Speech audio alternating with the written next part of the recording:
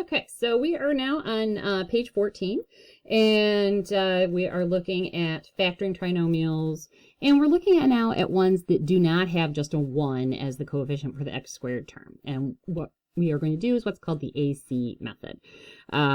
You first of all want to make sure that this is in descending order, because if it's not in descending order, then you're going to pick the wrong values for A and C.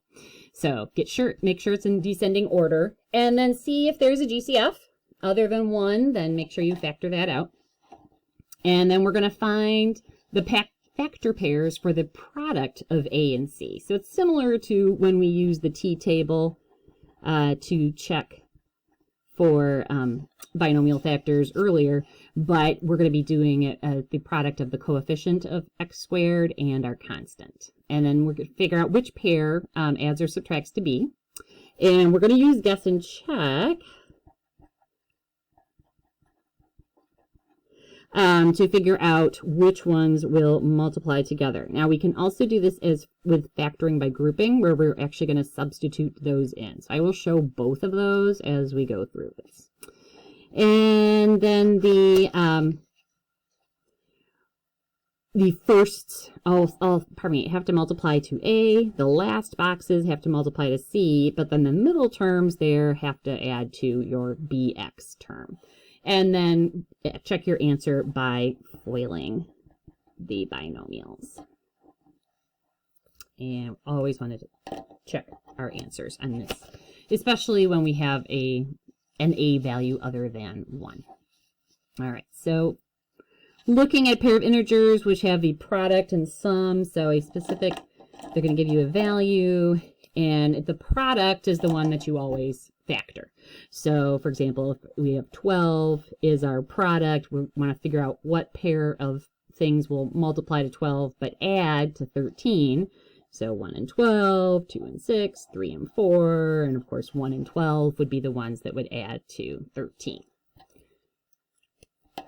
With a product of 8, but we want a sum of -9. So it's either 1 and 8 or 2 and 4. So we know that 1 and 8 would add to that, but to get to 9, pardon me. But to get -9, that means we're going to have to use -1 and -8. So essentially, I just always do it like these are both positive, but then I adjust the signs based on the sum and what sum we are looking for. And the next one, we've got -72 and for the product and a sum of -6. So I'm still just going to factor +72 and then look for what I need to do with adjusting the signs. Let's see here. So 1 and 72, 2 and 36, 3 and 24, 4 and 18, 5 doesn't work, 6 and 12, and then 8 and 9. All right, so looking for a sum of -6, so that's going to aim us at the 6 and 12. If our product is negative, that means we're going to have 1 negative and 1 positive value for this. And then we want them to add to -6. So if I have to have a negative middle term, then the -1 is going to be the 12, and the 6 will be positive. So if I multiply these things together, I will get -72. If I add them, I'll get -6. So this is the first step that we're going to use, and very similar to what we have done in past problems.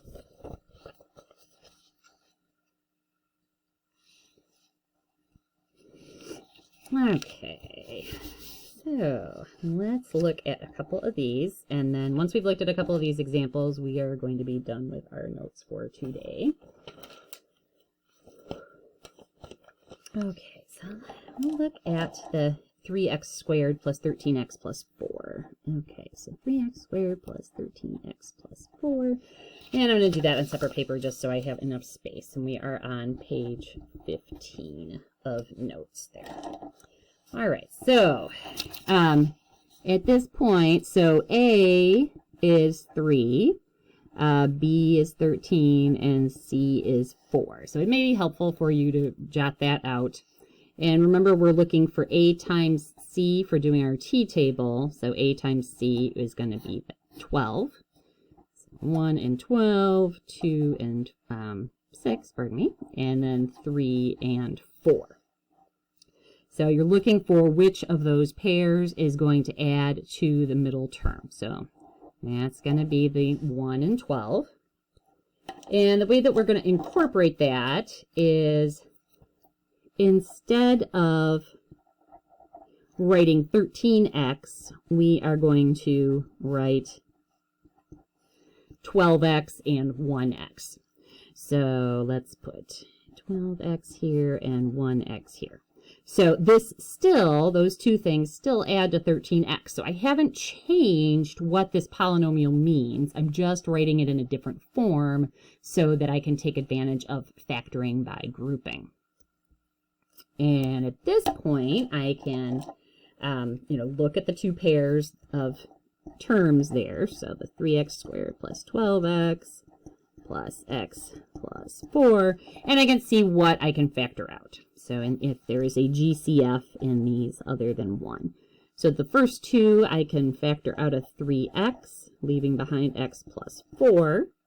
And then this one here is just stay x plus 4.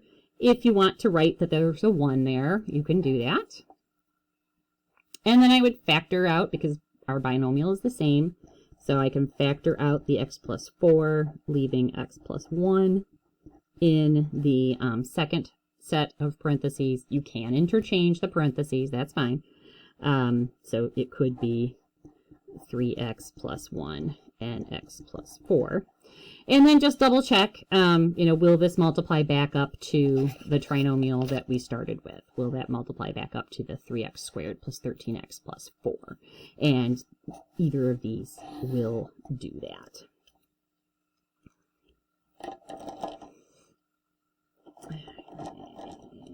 Let's see here.